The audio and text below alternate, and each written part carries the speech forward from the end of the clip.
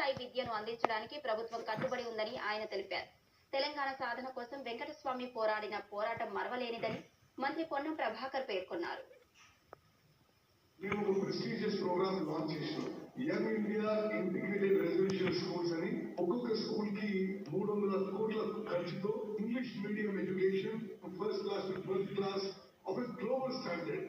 ఇవన్నీ ఇంటికాడ assembly constituencies లో మంచి మంచి ప్లేట్లను కూడా తీసుకుపోయారు. మంచి మంచి ప్లేట్లు లేవు, నలుముఖ ప్లేట్లు ఉన్నాయి.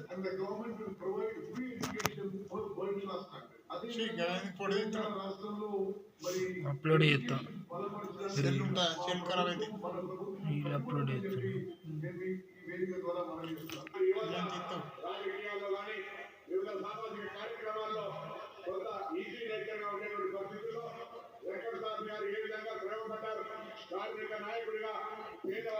అప్లోడ్ చేస్తున్నా.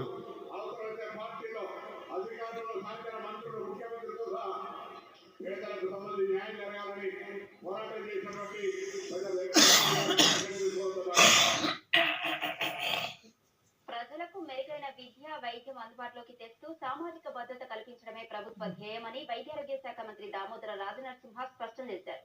నిజామాబాద్ జిల్లా రేంజల్లో 1,56,00,000 వ్యయంతో నూతనంగా నిర్మించిన ప్రాథమిక ఆరోగ్య కేంద్రం భవనాన్ని మంత్రి ప్రారంభించారు.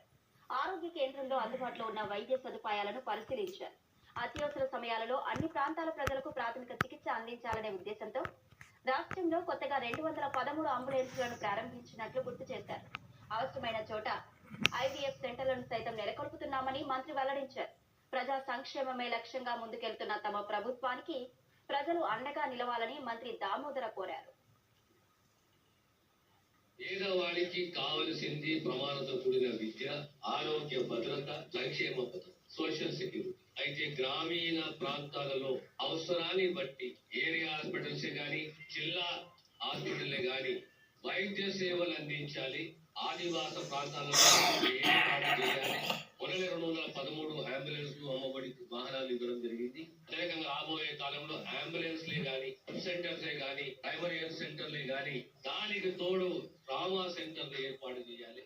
90% ట్రీట్మెంట్ ఆ జిల్లా స్థాయి కళ్ళకు కొద్దిగా పొర వచ్చినాయట, చిన్నగా 2 కళ్ళు నీకు ఆపరేషన్ చేయాలని డాక్టర్ అంటారు. ఆరోగ్యంగా కాపాడుకోవాలి తాత, నువ్వు